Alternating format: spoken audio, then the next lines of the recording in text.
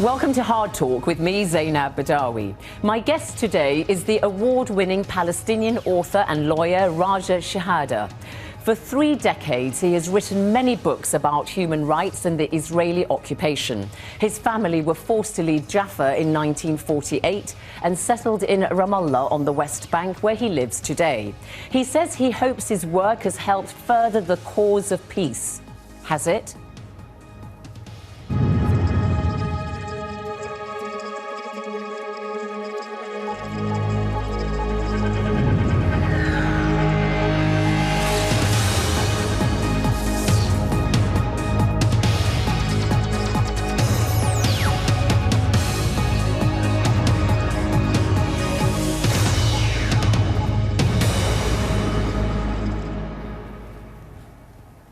Raja Shehadeh, welcome to Hard Talk. Thank you, it's a pleasure. You've been writing about the Palestinian situation for more than 3 decades now. Have you got anything new to say? Always, because it's always a changing situation. And my styles change with time, and I become better practiced as a writer. I started doing a lot on the legal aspects and wrote tremendously on the land issue. And then I found that writing in the literary style, as I did in Palestinian Walks, made all the difference, because so many people after Palestinian Walks said, now we finally understand what it is like and about the land question. And I had written so much before on the legal aspects, and nobody ever said that. You wrote Palestinian Walks in 2007, and in fact, in the book, you describe your final walk in the book in Ramallah, and you talked about how you meet a young, armed Israeli settler who also grew up in the area and says he loves the same hills as you do. That really encapsulates how the love of the land is not only one that the Palestinians feel. Absolutely, and not only Palestinians and Israelis, anybody who comes to our land loves it, because it's a beautiful land and very attractive and very conducive to walks and pleasures and picnics.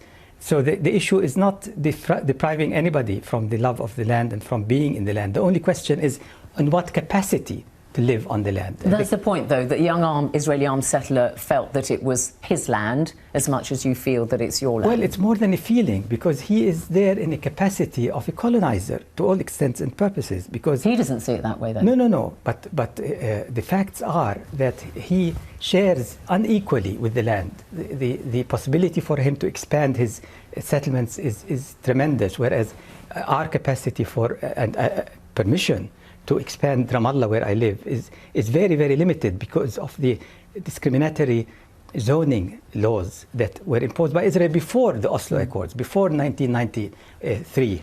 And our access to natural resources is limited. But yet, just looking at the story that you had, I mean, it didn't stop you conversing with the young man. You even shared a water pipe with him. Yeah.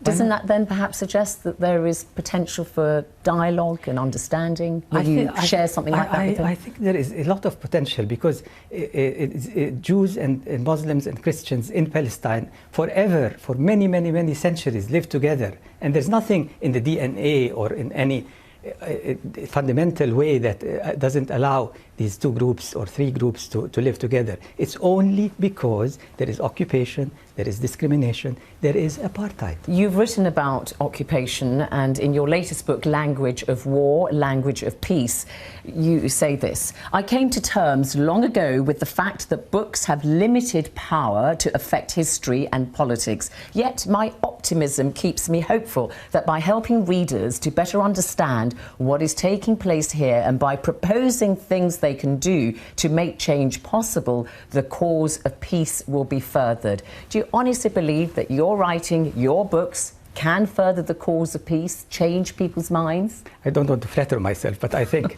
every little bit counts. And reading a book is not like looking at the news reel on television, because when you read a book, you engage with the writing, and you are moved emotionally. And if the book is successful and the writing is good, then this emotional association gets into your being, and then you never forget. I'm reminded but that of just things. only, okay, you write in a very emotive way about factual things, as you said, and obviously you're a highly celebrated writer, very influential, read in many, many countries. So you may stir emotions in people, but does that actually translate into action? And what kind of action do you want them to take? Oh, very good. Because if we look at the situation objectively, we know that governments are not going to help us in the cause of justice. It's going to be people and people's power that is going to make all the difference. And that was the case in South Africa with the apartheid. The governments were the last to come along. And I think this is the case in Palestine, Israel. Okay, you say people's power can make the difference. What people? Because you write in English. So obviously that means Palestinians aren't necessarily going to read your work. Well, and other Arabs. So do you see the agents of change, those readers that you wish to influence, people in the wider international community? First of all, Palestinians are educated people, and many can read English. Of course. My books are sold very widely in Palestine, in the occupied territories. So it does have an effect at home. But you know, our case is an international thing. It's the most celebrated and most important issue in the world today. One of the most important, certainly. And as there is responsibility for the people in this country for what happened to us in Palestine, there is also the possibility for them to do something to help. So who are these them? Who are these readers you're trying to reach, essentially? Populations of Western countries, right. Because they have a lot of influence on Israel, and Israel is not going to change unless it feels it needs to change, unless it begins to feel that people are not happy, are not accepting of their practices. And so far this hasn't happened. So you feel that the greater emphasis should be put on the agents of change outside the Palestinian agents communities? of change outside and inside. Inside, it's very important for me to preserve things that will vanish if they're not written about. So for example, many of the scenes and places in the landscape that I write about have vanished, actually. And so I try to preserve in words what has been lost in fact. And I write about the experiences of the first Intifada, for example, which now has become ancient history for the two generations that have come after it. And it's very important to remind people of how it was and what was experienced. So one way that you have tried to influence change inside the occupied territories and also Israel as a whole is through your work as a lawyer. You followed in the footsteps of your late father, also a very prominent Palestinian, Raja Shehadeh, who was highly unusual amongst Palestinians. He actually practiced in Israeli military and civilian courts, and the Palestinian Lawyers Union, of course, condemned this action and said he shouldn't have done that. You also have done the same by taking up cases in Israeli military courts. You felt that a legal approach to try to get justice for the Palestinians using Israeli law may actually help further the cause. But here you are, so many years later, it hasn't, has it? It hasn't at all. And if I had stopped at that and just been a lawyer trying again and again at gaining justice through the courts and Israeli courts, I would have despaired long ago. It's good that I had another venue to express myself, which is the writing. But you know... Why did it fail, though? Because, I mean, you were harassed, you would have your offices ransacked, you'd have court dates would be moved and so on. So you were harassed by the Israeli authorities on the one hand and then condemned by the Palestinians on the other. It was a lose-lose situation for you. Well, the condemnation by the Palestinians stopped as time went by, because the idea of a strike for the lawyers was popular in the first years of the occupation and then stopped being popular, and many more lawyers began to practice. It failed because the Israeli system and the Israeli High Court in particular failed to act in the proper way of an Israeli High Court. Although the propaganda was, and constantly being repeated, that Israel is so democratic that it allows its courts to be a resort to the people of the occupation, of the occupied people. But unfortunately, they didn't help the cause of justice. And I think when the history is written in the future, there would be condemnation for the Israeli high court. That's what you describe in your book about how one Israeli lawyer talked about occupied territories and the judge admonished her and said, you can't say yes, exactly. Occupied territories, and that's what you mean by language of law, language of peace. But your late father, Aziz Shehadeh, it was actually quite a sad, painful chapter in your life because you had fallen out a little bit with him, or quite considerably, and he was murdered in 1984 by what you found out 15 years later was allegedly a Palestinian collaborator who then subsequently died in a drugs-related killing himself. But here's the irony of somebody like you and your father who tried to pursue justice, and yet, in the end, justice was never served on your father's killers. That must be rather sad. It is sad, but there are no guarantees. You don't pursue justice and try because you are assured of success. You try and try because you must try, because you cannot but try. The only thing that I learned is that after my father tried for many years, the first years of the occupation, and then he saw how things are deteriorating and more settlements are being built and the right wing is gaining ground in Israel, he became depressed. And every time I get into a state of depression, I remember how bad it was for my father to be depressed, and I try to not repeat his mistake in getting depressed, because there is a lot to be depressed about, but it's also important to keep on going. Your family came from Jaffa and lived very comfortably. As I said, you were from a prominent Christian family. I know you're not a practicing Christian, but the way you talk, one feels that perhaps, and sometimes perhaps it comes through in your writings, that there's a sense of bitterness there as well. I suppose you're right. I mean, I'll have to take your opinion on this. I hope I can overcome the bitterness, and I try to overcome the bitterness, because I don't think it makes for good writing if you're bitter. So it's a struggle. It's a struggle. But at the same time, I don't think good writing can come from being not in touch with one's emotions. And the way I do it, the way I write, is I constantly write diary. I've been writing my diary since the beginning of the occupation 44 years ago. And in the diary, I express my emotions immediately, without restraint, without censorship, without any thought. And then I finish with getting everything out. And when I write using the diary, if the subject requires that I use the diary, I go over it and then distill it and work on it so that it becomes more communicable and less bitter. But less bitter. But you're obviously, the fact that you are a lawyer and you have this strong sense of justice, you say, and so on, that sense of injustice, almost anger, is there? Of course, there's a lot of anger. I mean, when you know, this book had, I was hoping would end with the end of the negotiations, and the end of the negotiations would be a good end, because as I was writing, Kerry, the Secretary of State of the US, was coming and going, and I thought a superpower like America would not spend so much time if they didn't believe they could get somewhere.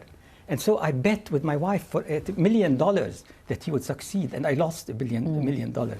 But of course, it ended up that the negotiations were a failure, so I couldn't end on a high point. The book could not be called Language of Peace, it had to be called Language of War. You bring up John Kerry's efforts to try to bring about negotiations and a solution between the Arabs and Israelis, and Dennis Ross, who from 1993 to 2001 was the US chief negotiator, said this year that there have been 3 serious offers made to the Palestinians. Clinton parameters in 2000, Ehud Olmert as Prime Minister, offer in 2008, and John Kerry's efforts in 2014. And he says, in each case, a proposal on all the core issues, right of return for refugees, the future of East Jerusalem, and where the borders of a Palestinian state would be. He says these issues, core issues, were made to Palestinian leaders, and the answer was either no or no response.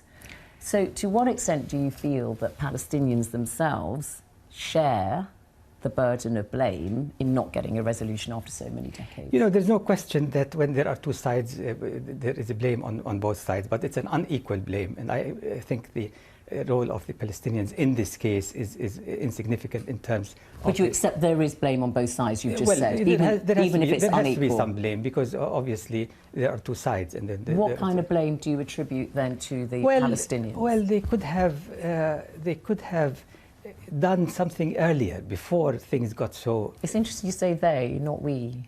Well, the leadership. Oh, you mean the I'm not leadership. Okay.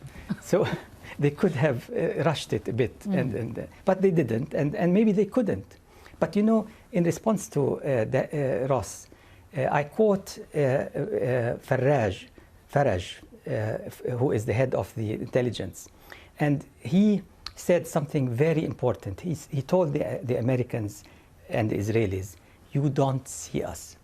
Throughout the negotiations with the Americans that ended in April of last year, they never presented to the Palestinian side the offers. They always presented them to and negotiated with the Israelis and took for granted the Palestinians. But the fact is, I mean, okay, you make that point, but Dennis Ross explains a little bit more why he feels that the Palestinians have said no, not only to Kerry last year, but also in the past, and we can't go into the detail of all of those. And he says it's because Palestinian political culture is rooted in a narrative of injustice. Its anti-colonialist bent and its deep sense of grievance treats concessions to Israel as illegitimate. I totally do not accept this. I totally do not accept it. The facts are that the Palestinians at this point are absolutely willing to make concessions. It is Israel which has been refusing consistently to make concessions. And the refusal not start today. There is now open archives from 1967, and somebody called Avi Raz wrote a book called The Bride and the Dowry about the first 2 years of occupation, in which he describes the Israeli reaction to my father's proposal. And the reaction... Your father proposed the two-state solution, two-state solution long before anybody did. Yeah. But I have to say, he was accused, wasn't he, by Palestinians of being a traitor, of being a collaborator, when he suggested the two-state solution. But then he had support in the West Bank, and the Israelis could have taken this proposal and saved us from all these years of misery and saved themselves. But they refused to make... Moshe Dayan, after the occupation, said... That was the Minister of Defense years ago. Minister of Defense. Yes, the Israelis, yeah. Said Israel is now an empire. And I think they believe that and continue to believe that. They are an empire. But why should they make concessions? The fact is, though, you know, the Palestinian leadership has, and I know you're not part of the leadership, but they have called off talks because of the building of settlements and so on. And, you know, they've said, well, these are our red lines and so on. So maybe the Palestinians and the Israelis should agree on the 1967 borders as the Arab King Abdullah plan says, and then work out the details where the borders should be drawn later on and so on. But that's what they're trying to do in the UN, and Israel is adamant against it, and the US is adamant against it. Israel is absolutely sure that they do not want to withdraw. They call it redeployment anyway. They do not want to withdraw to the 67. Okay, and this fact that you feel is true, that they don't want to withdraw, is one that has been echoed by many other Palestinians, including, I'll just give you one example, Musa Al-Gharbi, who is an academic from the study of Middle East conflicts. He says, there never was a two-state solution and there won't be one in the foreseeable future. Instead, this so-called solution only serves to enable Israel's continued oppression. The only visible resolution is to unite Israel and the territories into a single state. If that were possible, that would be lovely, but that's not possible, because in order for that to happen, you have to have the approval of Israel, and Israel is not going to approve. So you still stick to the two-state solution? I am in the unpopular camp of people who stick to the two-state solution, and my reason is that what settlement is about is not just settlement. The issue is dismantling settlements, and dismantling settlements is dismantling the principles, the ideologies, the underpinnings of settlement, which go back to 1948. But the fact is, though, you're not going to see a dismantling of the settlements, are you now? I mean, when you get people who are relatively to the centre of the Israeli political spectrum, like the President Shimon Peres, who stepped down last year, he says, why should we withdraw from the territories? Because look what happened when we left Gaza in 2005. And he said last year it's becoming increasingly difficult to argue that Israel should withdraw from its settlements in the West Bank. because they say, look what's happened in Gaza, we've got the rockets being fired at us, and he says they could have made it into a tourist haven and so on, and look what's happened. Okay, that's what they say. He's never been a man of peace, this Peretz. He pretends to be a man of peace and, he says the most terrible But he's not the only one who's made that point. Yeah, but this point is full of lies and errors and mistakes, because Israel never left Gaza. Israel is continuing in Gaza, is making Gaza into a large prison and not enabling Gaza to develop. So their idea that Gaza could become a haven for tourism is nonsense, absolute nonsense, and they know it. And the idea that there was this engagement, meaning withdrawal of the occupation, is absolutely not true. But don't you see that now what is going on between the Palestinians and the Israelis is part of a wider narrative in the Middle East? So when people see the actions of a minority of extremists in the Middle East, ISIL, in Syria and Iraq, and what they're doing, then it plays into the narrative of what's going on, and you get the Prime Minister Benjamin Netanyahu saying, we will not countenance a fully sovereign Palestinian state in the West Bank because of the fear of extremism. There cannot be a situation, he says, under any agreement in which we relinquish security control of the territory west of the River Jordan. If only this were true. Netanyahu never accepted under any condition to withdraw from the West Bank, and he is on record to saying that. I'll tell you something. Could it have been possible to end apartheid without ending the system of apartheid? And the system of apartheid is well and alive in Palestine. Well, you know, the Israelis say that you cannot make that same comparison because the apartheid system was based on race, and of course citizens of Israel are not based on race. You have black Israelis who originally were from Ethiopia and the former Arab countries and so on. But I just make that, put that proviso. I want to say something. I have a whole chapter here in this book about the continuation of the same methods that Israel used against the Palestinians who stayed in Palestine, which became Israel, and those that were used in the West Bank. The only problem is the Palestinians failed to learn and prevent this by taking precautionary. But just to develop the point I made to you about the fact that you can't ignore what's going on in the region, it was summed up quite well by an article in Time magazine in January this year, that the threat of ISIL and such other groups means that the Palestinian standoff with Israel is a geopolitical luxury. That is the case, isn't it? No, it's not the case, because I think the Palestinian-Israeli conflict is at the core of the problems of the Middle East. And I have absolute certainty that if you resolve that conflict, so many things will be resolved. If you don't resolve that conflict, nothing is going to be resolved. So all these attempts at widening the scope and saying, oh, we have to worry about this is exactly what Israel likes to happen.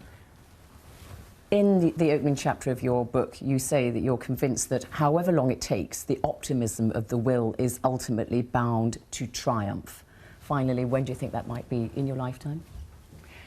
I don't know if it's going to be in my lifetime, and I don't think we can have the luxury of saying that it must happen in my lifetime, but we have always the hope that it will happen in our lifetime, and it's the only thing that gives us ability to continue, that we want it to happen in our lifetime, and we do everything we can in order to make that real.